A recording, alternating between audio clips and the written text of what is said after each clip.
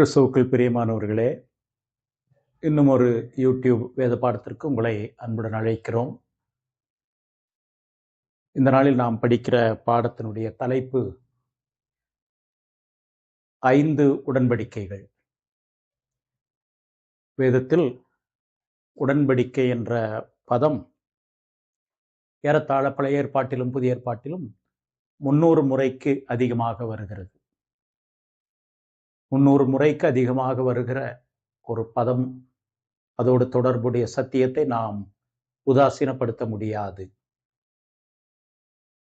யூதர்கள் பொதுவாக பழைய ஏற்பாட்டின் 3 பெரிய பிரிவுகளில் இருப்பதைத்தான் உபதேசம் என்று கருதினார்கள், போதித்தார்கள். அதாவது ஆதியாகமம் முதல் உபாகமம் வரை உள்ள மோசேயின் நியாயப்பிரமாணம், அதே போல யோசுவாவிலிருந்து எஸ்தர் வரை உள்ள சரித்திரமும், யோபிலிருந்து உன்னத பாட்டு வரை உள்ள ஞான பாட்டும் இணைந்த சங்கீதங்கள், மூன்றாவது ஏசாயா துவங்கி மல்கியா வரை உள்ள பெரிய சிறிய தீர்க்கதரிசிகளின் புஸ்தகங்கள். இப்படி இந்த 3 பெரிய பிரிவுகளிலே கிரமமாக முழுமையாக சொல்லப்படுவதைத்தான் உபதேசம் என்று கருதினார்கள். அதே போல புதிய ஏற்பாட்டிலும் இதற்கு இணையான இந்த 3 பழைய ஏற்பாட்டு பிரிவுகளுக்கு இணையான பகுதிகளை புதிய ஏற்பாட்டிலே நாம் பார்க்கிறோம்.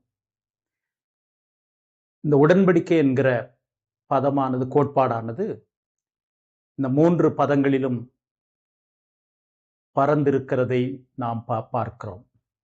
ஆகவேதான் வேதத்தில் சொல்லப்பட்ட இந்த 5 உடன்படிக்கைகளை படிப்பது, அதனுடைய சத்தியத்தை படிப்பது மிக முக்கியம். இதற்கு காரணம், கர்த்தராகிய இயேசு கிறிஸ்து இந்த உலகத்திலே வந்து சிலுவையிலே மரித்து அவர் சிந்தின இரத்தத்தை உடன்படிக்கையின் இரத்தம் என்று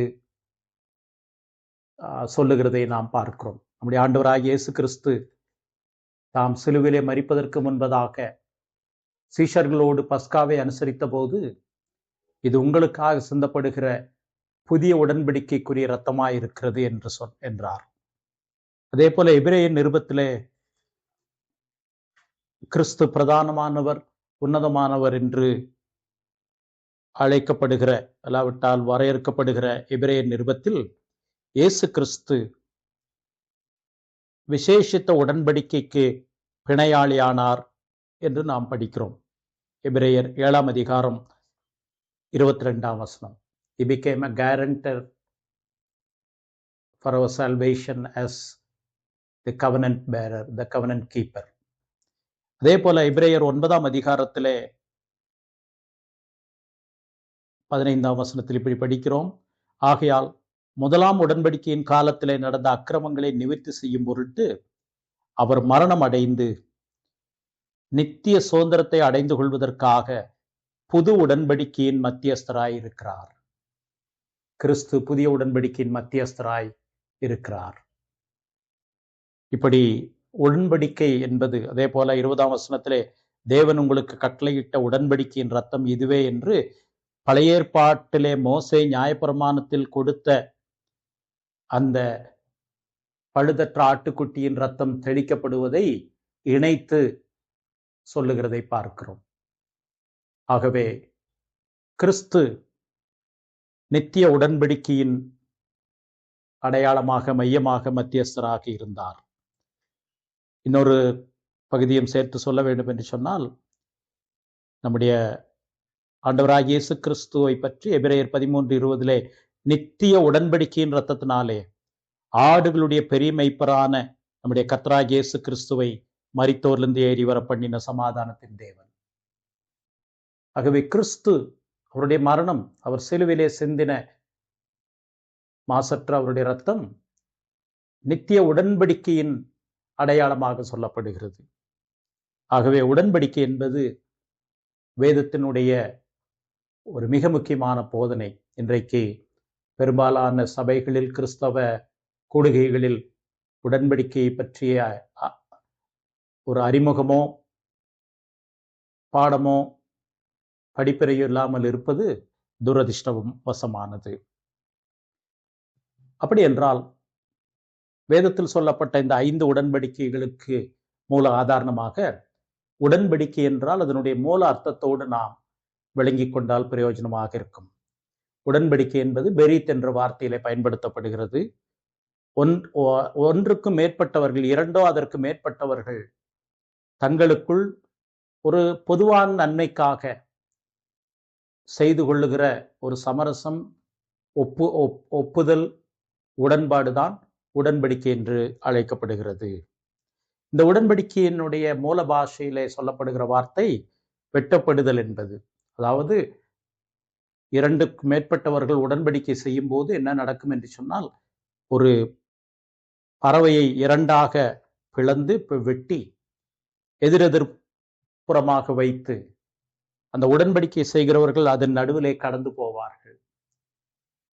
அதனுடைய பொருள் என்னவென்றால், 2 பேர் தங்களுக்குள்ளாக பொது நன்மைக்காக உடன்படிக்கை செய்து கொண்டார்கள். நான் இதை செய்கிறேன், நீங்கள் இதை செய்யுங்கள் என்று ஒத்துக்கொள்ளுகிறார்கள். அதை ஒருவர் மீறும்போது, ஒரு சிறிய துரும்பிலே ஒருவர் மீறும்போது, இப்படி இந்த பறவை எப்படி 2ஆக வெட்டப்பட்டதோ அப்படி துண்டிக்கப்படுவார்கள் என்று அதனுடைய அர்த்தம். அப்படி என்று சொன்னால், உடன்படிக்கை என்பது ஆசீர்வாதத்திற்கும், உடன்படிக்கையை மீறுவது சாபத்திற்கும் அடையாளம் என்று வைத்துக் கொள்ளலாம். நடைமுறை உதாரணமாக நாம் பார்த்தோம் என்றால், 5 ரூபாயை எடுத்துக்கொண்டு நாம் கடைக்கு போகிறோம். அந்த 5 ரூபாய்க்குரிய பொருளை கடைக்காரர் நமக்கு கொடுக்கிறார். இங்கே உடன்படிக்கை என்ன? நான் 5 ரூபாய் கொடுக்கிறேன், கடைக்காரர் 5 ரூபாய் மதிப்புரிய பொருளை எனக்கு தருகிறார். இது ஒரு உடன்படிக்கை. இப்படி உடன்படிக்கை என்பது மனித உறவிலே காணப்படுகிறது. வேதம் கடவுள் மனிதனோடு செய்த உடன்படிக்கையை பற்றி விவரிக்கிறதை நாம் பார்க்கிறோம். அந்த அடிப்படையிலே 5 உடன்படிக்கைகளை நாம் வேதத்திலிருந்து பார்க்கலாம். முதலாவது ஆதாமோடு செய்யப்பட்ட உடன்படிக்கை, ஆடமிக் கவனன்ட். இதை குறித்து நாம் படிக்க வேண்டும் என்று சொன்னால், ஆதியாகமம் 1ஆம் அதிகாரம் 2ஆம் அதிகாரத்திற்கு நாம் செல்ல வேண்டும். பின்பு தேவன் 1ஆம் அதிகாரம் 26ஆம் வசனத்தை, நமது சாயலாகவும் நமது ரூபத்தின்படியேயும் மனுஷனை உண்டாக்குவோமாக, அவர்கள் சமுத்திரத்தின் மச்சங்களையும் ஆகாயத்து பறவைகளையும் மிருக ஜீவன்களையும் பூமி அனைத்தையும் பூமியின் மேல் உறும் சகல பிராணிகளையும் ஆளக்கடவர்கள் என்றார். கடவுள் இந்த உலகத்தை நேர்த்தியாக படைத்தார். நல்லது நல்லது நல்லது என்று கண்டார்.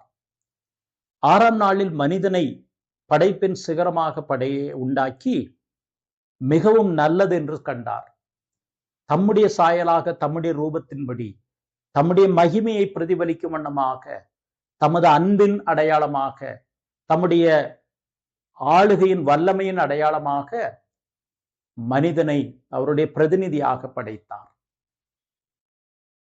அந்த படைப்பினுடைய நோக்கம் மனிதன் கடவுளுடைய மகிமையை இந்த உலகத்தில் அண்ட சராசரங்களை ஆளுவதன் மூலமாக பிரதிபலிக்க வேண்டும். கடவுள் ஆசீர்வதித்தார் என்று நாம் படிக்கிறோம். சகல ஜீவ ஜந்துக்களையும் ஆண்டு கொள்ளுங்கள் என்று சொல்லி தேவன் அவர்களை ஆசீர்வதித்தார். அந்த ஆசீர்வாதத்திலே தோட்டத்தின் நடும் பகுதியில் இருக்கக்கூடிய விருட்சத்தின் கனியை நீங்கள் புசிக்க கூடாது என்று சொன்னார். அப்படி செய்யும் நாளிலே நீங்கள் சாவீர்கள் என்ற சாபமும் இணைந்திருக்கிறது. இது ஒரு உடன்படிக்கை. கடவுளுடைய பிரதிநிதியாக, கடவுளுடைய மகிமையின் வெளிப்பாடாக மனிதன் ஆதாமிலே படைக்கப்பட்டான். ஆதாம் மனிதனுடைய பிரதிநிதியாக தோட்டத்திலே வைக்கப்பட்டான். ஆதாமோடு கடவுள் உடன்படிக்கை செய்தார் என்பதை இன்னும் 2 கோணங்களிலே நாம் பார்க்கலாம். ஒசியா தீர்க்கதரிசியின் புஸ்தகம் 6ஆம் அதிகாரம் 7ஆம் வசனத்தில் இப்படி நாம் படிக்கிறோம். இஸ்ரவேல் ஜனங்களுக்கு தீர்க்க தரிசனம் சொன்ன ஒசியா சொல்லுகிறார். ஒசியா 6:7, அவர்களோ, இஸ்ரவேல் ஜனங்களோ ஆதாமை போல உடன்படிக்கையை மீறி அங்கே எனக்கு விரோதமாய் துரோகம் பண்ணினார்கள். இப்ப கடவுள் ஆதாமை சிருஷ்டித்த பொழுது, என்னுடைய பிரதிநிதியாக நீ இதை செய்யும் நாளில் அதை எனக்கு கீழ்ப்படுகிற வரையிலே உனக்கு ஆசீர்வாதம் என்று சொன்னார். ஒரு உடன்படிக்கையை ஆதாமோடு செய்கிறார். அதற்கு அந்த உடன்படிக்கை மீறும் போது சாபம் வரும் என்று சொல்லுகிறார். மாத்திரமல்ல, ரோமர் 5ஆம் அதிகாரத்திலே அதனுடைய விளைவை பார்க்கிறோம். கடவுள் மனிதனோடு ஆதாமிலே செய்த உடன்படிக்கையினுடைய விளைவு, ஆதாம் கீழ்ப்படியாமல் போன போது, ஒரு மனிதனுடைய கீழ்ப்படியாமையினாலே மனிதர் பாவிகளாக்கப்பட்டார்கள். 1 கொரிந்தியர் 15ஆம் அதிகாரத்திலே முந்தின ஆதாம் என்று முதலாதாமையும் பிந்தின ஆதாம் என்று இயேசு கிறிஸ்துவையும் விவரிக்கிறதை நாம் படிக்கிறோம். இப்படி ஆதாமோடு கடவுள் வானத்தின் சத்துவங்கள், தண்ணீர்ல வாழக்கூடிய ஜீவஜந்துக்கள், தரையில் இருக்கக்கூடிய பூமியிலே வாழும் பறவைகள், விலங்கினங்கள், இவைகள் எல்லாவற்றையும் உள்ளடக்கிய ஆளுகையை கொடுத்தார். அவர்களை ஆசிர்வதித்தார். ஆதாம் பாவத்திலே விழுந்த போது இந்த ஆளுகை இழந்தான், ஆசீர்வாதத்தை இழந்தான், சாபத்தை சம்பாதித்தான். கடவுள் அந்த உடன்படிக்கையை இப்பொழுது செய்கிறார். அவர்களை தோட்டத்திலிருந்து வெளியே அனுப்புவதற்கு முன்பதாக ஒரு வாக்கு தத்தத்தை கொடுக்கிறார். மேசியாவை பற்றிய வாக்கு தத்தத்தை கொடுக்கிறார். அதே போல தோல் உடைகளை கொடுத்து அங்கேயே பலியாக்கப்பட்ட ஒரு படத்தை நாம் பார்க்கிறோம். பலி செலுத்தப்பட்ட படத்தை பார்க்கிறோம். தோளுடையை கொடுத்தார். கடவுள் ஆசீர்வாதத்திற்கு மனிதனை மறுபடியும் அழைக்கிறார். ஆசீர்வாதத்தினுடைய சாரம்சம், நான் உங்கள் தேவனாயிருப்பேன், நீங்கள் என் ஜனமாயிருப்பீர்கள். இது உடன்படிக்கை. என்னுடைய ஜனமாக நீங்கள் ஆசீர்வாதமாயிருப்பீர்கள் என்பது. அப்ப ஆதாமோடு செய்த உடன்படிக்கையை சுருக்கமாக சொல்ல வேண்டும் என்று சொன்னால், இந்த அண்ட சராசரங்களையும் உள்ளடக்கிய ஆசீர்வாதம் உடன்படிக்கை. வானத்தின் சத்துவங்கள் அல்லாவிட்டால் வானத்திலே திரிகிற பறவைகள், தண்ணீரிலே, பூமியிலே, இவைகள் அனைத்தையும் இணைத்த ஒரு ஆசீர்வாதத்தை, ஆளுகையை கடவுள் கட்டளையிட்டதை ஆதியாகமம் 1ஆம் அதிகாரத்திலே படித்தோம். அதோடு தொடர்புடைய வசனங்களை நாம் பார்த்தோம். இரண்டாவது வேதம் சொல்லுகிற இரண்டாவது உடன்படிக்கை நோவாவோடு செய்த உடன்படிக்கை. The second covenant is Noah's covenant. நோவாவோடு கடவுள் உடன்படிக்கை செய்வதற்கு முன்பதாக நடந்த சம்பவம் தெரியும். பூமியில அக்கினமம் பெருகும் போது கடவுள் நோவாவை கொண்டு ஜனங்களை எச்சரிக்கிறார். உலகம் முழுவதும் வெள்ளத்தினாலே ஒரு பெரிய அழிவு வந்தது. நோவாவும் அவருடைய குடும்பத்தார் மாத்திரம் பேழையில் முகாந்திரம் பாதுகாக்கப்பட்டார்கள். அதற்கு பிறகு கடவுள் ஒரு உடன்படிக்கை செய்கிறார் என்று வேதத்திலே படிக்கிறோம். அந்த உடன்படிக்கையின் சாரம்சத்தை நாம் பார்க்கலாம். ஆதியாகமம் 9ஆம் அதிகாரத்தில் 10ஆம் வசனத்திலிருந்து படிக்கிறோம். தேவன் அவர்களோடு செய்த உடன்படிக்கையின் சாரம்சம், நான் உங்களோடும் உங்களுக்கு பின்வரும் உங்கள் சந்ததியோடும் உங்களுடைய பேழையிலிருந்து புறப்பட்ட சகல ஜீவ ஜந்துக்கள் முதல் இனி பூமியில் உண்டாக போகிற சகல ஜீவ ஜந்துக்கள் பரியந்தம் பறவைகளோடும் நாட்டு மிருகங்களோடும் உங்களிடத்தில் இருக்கிற பூமியில் உள்ள சகல காட்டு மிருகங்களோடும் என் உடன்படிக்கையை ஏற்படுத்துவேன். இனி பூமியை ஜலப்பிரளயம் உண்டாக்குவதில்லை, பூமியிலே உண்டாக்கப்படுவதில்லை என்று உங்களோடு என் உடன்படிக்கையை ஏற்படுத்துவேன் என்றார். அந்த உடன்படிக்கை நித்திய உடன்படிக்கையான அடையாளமாக வில்லை மேகத்திலே வைத்தேன், அது எனக்கும் பூமிக்கும் உண்டான உடன்படிக்கையின் அடையாளமாயிருக்கும் என்று சொன்னார். நாம் வானவில்லை பார்க்கும்போது கடவுளோடு நோவாவோடு செய்த உடன்படிக்கையின் அடையாளத்தை பார்க்கிறோம். இங்கே நாம் கவனிக்க வேண்டிய அம்சம், நோவாவோடு கடவுள் செய்த உடன்படிக்கை பூமியை நான் வெள்ளத்தினாலே முழுமையாக அழிக்க மாட்டேன் என்பது. இரண்டாம் வருகையிலே கிறிஸ்து இந்த உலகத்தை நியாயந்தீர்க்கும் போது அக்கினிக்கரையாக இந்த உலகம் வைக்கப்பட்டிருக்கிற நிலைமையில் நியாயம் விசாரிக்கப்படும் என்று சொல்லப்பட்டிருக்கிறது. நோவாவோடு செய்த உடன்படிக்கை வெள்ளத்தினாலே பூமியை நான் இனி அழிப்பதில்லை என்று சொல்லி இருக்கிறார். ஆதாமோடு செய்த உடன்படிக்கை அண்ட சராசரங்களுக்கான உடன்படிக்கை. வானம், ஜலம், பூமி இவைகளோடு இவைகளை ஆண்டு கொள்ளுவாய் என்று ஆசீர்வதித்த ஆசீர்வாதம். நோவாவோடு செய்த உடன்படிக்கை பூமிக்கு சம்பந்தமான, பூமியை நான் பாதுகாப்பேன், நான் வழி நடத்துவேன் என்ற ஆசீர்வாதம். இதை நோவாவோடு கடவுள் செய்ததை பார்க்கிறோம். மூன்றாவது உடன்படிக்கை ஆபிரகாமோடு செய்த உடன்படிக்கை. ஆபிராமை கடவுள் அழைத்து சொல்லுகிற வார்த்தை ஆதியாகமம் 12ஆம் அதிகாரத்திலே, நான் உன்னை ஆசீர்வதித்து உன் பெயரை பெருமைப்படுத்துவேன், பூமியில் உள்ள வம்சங்கள் எல்லாம் உனக்குள் ஆசீர்வாதமாயிருக்கும் என்று சொன்னார். அதனுடைய தொடர்ச்சியை நாம் பார்க்கிறோம். ஆதியாகமம் 17ஆம் அதிகாரத்தில், நான் உனக்கும் எனக்கும் நடுவாக என் உடன்படிக்கையை ஏற்படுத்தி உன்னை மிகவும் திரளாய் பெருக பண்ணுவேன். நான் உன்னோடே பண்ணுகிற உடன்படிக்கை என்னவென்றால், நீ திரளான ஜாதிகளுக்கு தகப்பனாவாய். ஆகவே உன்னுடைய பெயர் ஆபிராம் என்னப்படாமல் நான் உன்னை திரளான ஜாதிகளுக்கு தகப்பனாக ஏற்படுத்தினபடியினால் உன் பெயர் ஆபிரகாம் என்னப்படும். பூமியில் உள்ள வம்சங்களை எல்லாம் உனக்குள் நான் ஆசீர்வதிப்பேன் என்று சொன்னார். இதற்கு அடையாளமாக, என் உடன்படிக்கைக்கு அடையாளமாக விருத்த சேதனத்தை கொடுப்பேன் என்று கர்த்தர் அவனை கொடுத்ததை நாம் பார்க்கிறோம். இதனுடைய தொடர்ச்சியை நாம் கலாத்தியர்ல படிக்கிறோம். கலாத்தியர் நிருபத்திலே பவுல் இதை சொல்லுகிறார். ரோமர் நிருபத்திலே பவுல் இதை சொல்லுகிறார்.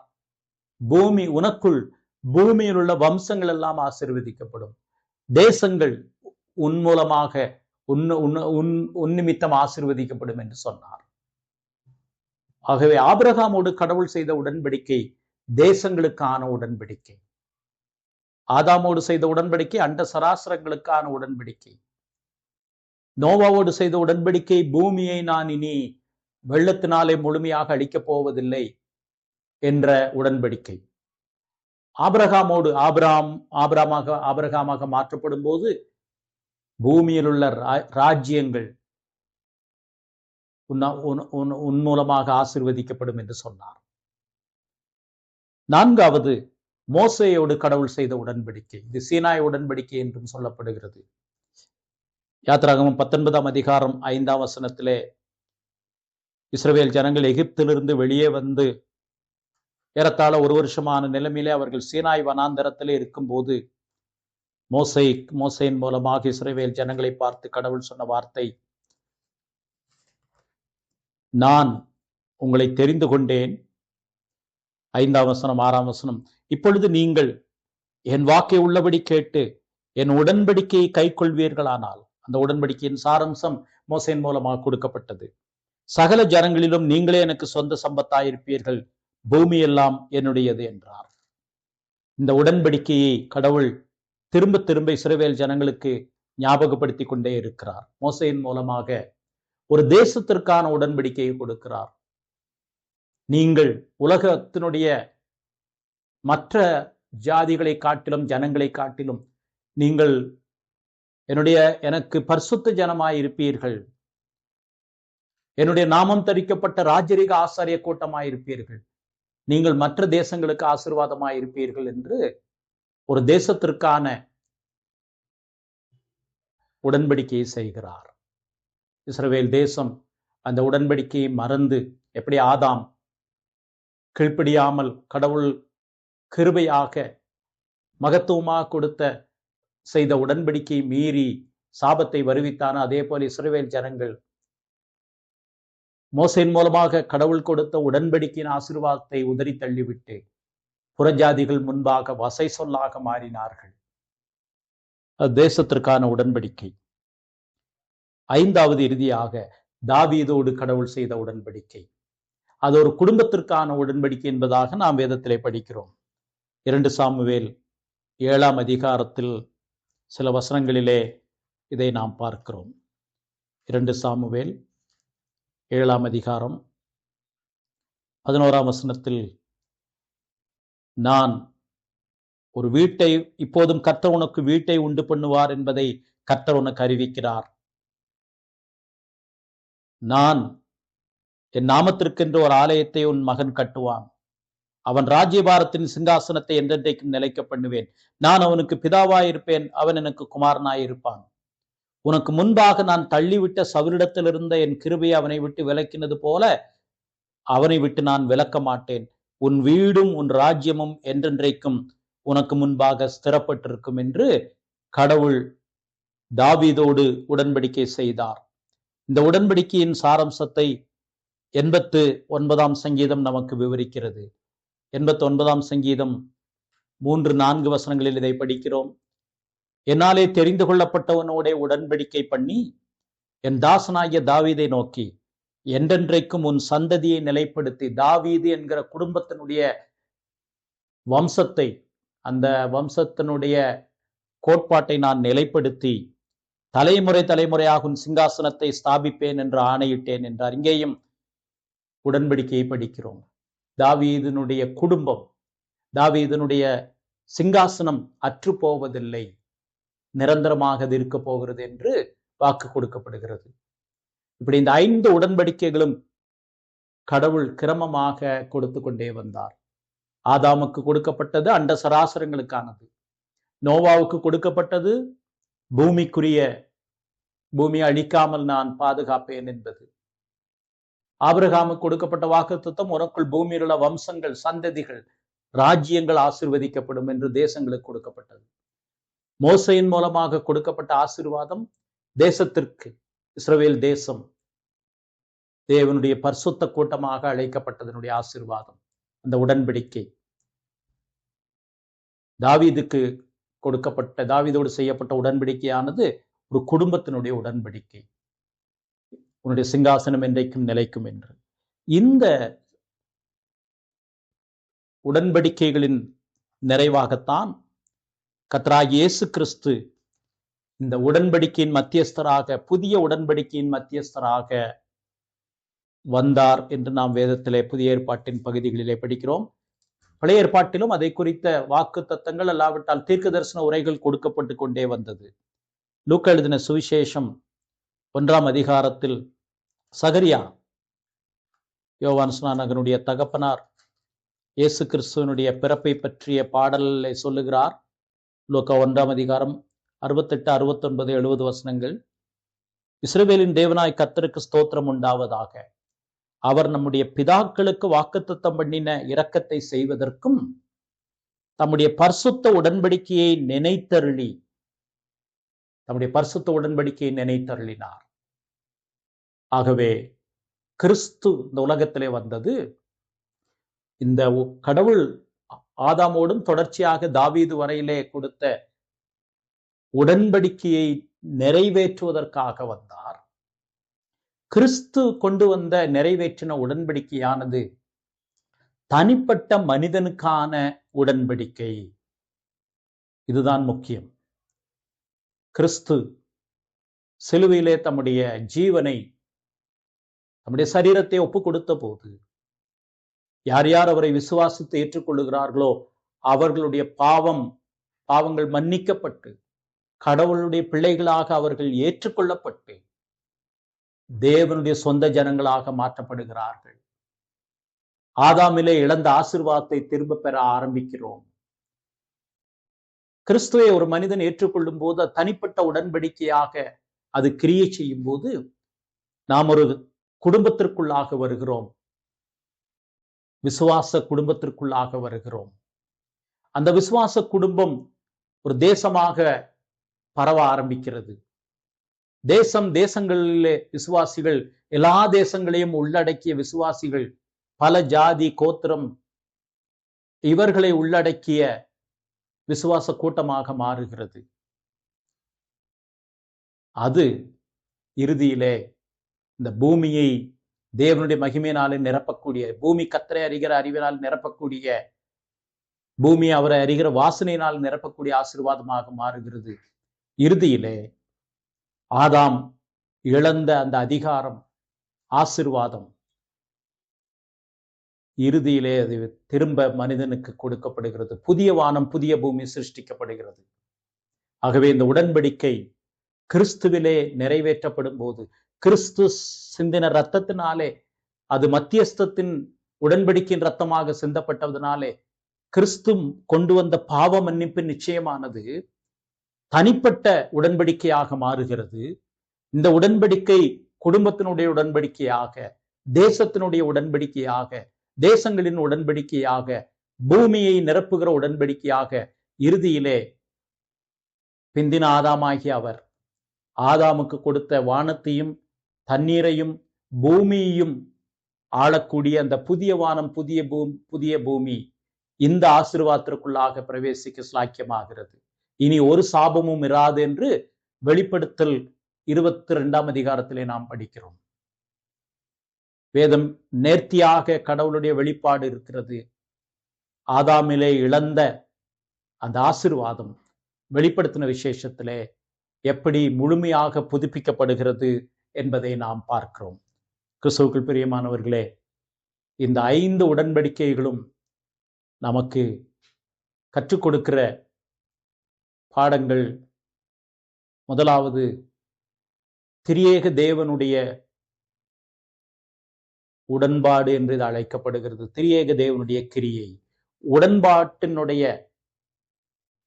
இந்த பாடமானது, இந்த உபதேசமானது திரித்துவத்தை நமக்கு நேர்த்தியாக நமக்கு விளக்குகிறது. மனிதனை நம்முடைய சாயலாக நம்முடைய ரூபத்தின்படி உண்டாக்குவோம் என்று சொல்லும்போது அங்கே நாம் படிக்கிறோம், நித்திய உடன்படிக்கையின் இரத்தத்தினாலே கிறிஸ்து இந்த உலகத்திலே வந்தார் என்று. திருத்துவத்திலே ஒரு உடன்பாடு ஏற்பட்டது. அந்த உடன்பாடு என்ன? மனிதனை மீட்பதற்காக திருத்துவ தேவன் எப்படி கிரியை செய்கிறார் என்பதை விளக்குகிறது. நித்திய உடன்படிக்கையின் இரத்தத்தினாலே நம்முடைய கர்த்தராகிய இயேசு கிறிஸ்துவை மரித்தோர்ந்து ஏறி வர பண்ணின சமாதானத்தின் தேவன் பிதாவானவர் தெரிந்தெடுக்கிறார். குமாரனாகிய கிறிஸ்து மரிக்கிறார். பரிசுத்த ஆவியானவர் அவர்களை கூட்டி சேர்க்கிறார். அப்போ உடன்படிக்கை நித்தியம் என்ற வார்த்தை பயன்படுத்தப்படுகிறது. பிதாவானவர் நித்தியமானவர், குமாரன் நித்தியமானவர், பரிசுத்த ஆவியானவர் நித்தியமானவர். அப்ப நித்திய உடன்படிக்கை என்றால் திரித்துவ தேவனுக்குள்ளாக இருக்கக்கூடிய ஏற்பட்ட உடன்படிக்கை தான் நித்திய உடன்படிக்கை. அதே போல ஏசாயா 55ஆம் அதிகாரத்திலே என்னுடைய சமாதானத்தின் உடன்படிக்கை நிலை பெயராமலும் இருக்கும் என்று சொன்னார். சமாதானம், பிதாவானவர் சமாதான கர்த்தர், இயேசு கிறிஸ்து சமாதான காரணர், பரிசுத்த ஆவியானவராகிய தேவனும் சமாதானத்தின் ஆவியானவர். அப்ப சமாதானத்தின் உடன்படிக்கை என்றால் திரியேக தேவனுக்குள்ளாக நடந்த உடன்படிக்கை, மனிதனுக்கு சமாதானத்தை கொடுப்பதற்காக. இப்படி நித்தியத்திலே திரியேக தேவனுடைய செயல்பாட்டை தெளிவாக விவரிக்கிறது இந்த உடன்படிக்கையினுடைய இந்த சாரம்சம். ஒருவேளை திரித்துவம் என்ற வார்த்தை வேதாகமத்தில் இல்லாவிட்டாலும் உடன்படிக்கை என்கிற இந்த 5 உடன்படிக்கையினுடைய சாரம்சம் திரித்துவ தேவனுடைய மகத்துவத்தை நமக்கு சொல்லுகிறது. மாத்திரமல்ல, இந்த உடன்படிக்கையின் உபதேசம்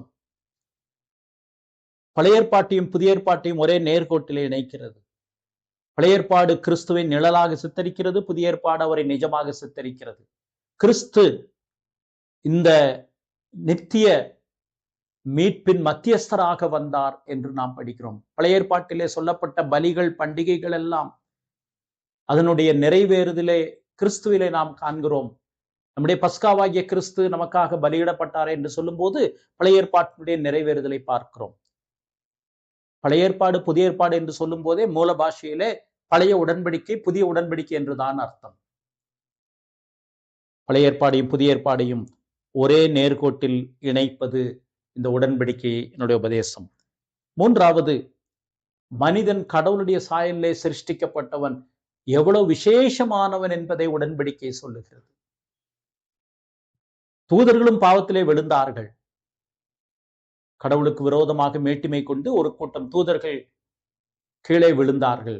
ஆனால் பாவத்திலே விழுந்த தூதர்களை மன்னிப்பதற்கு, மீட்பதற்கு கடவுள் எந்த திட்டத்தையும் ஏற்படுத்தவில்லை.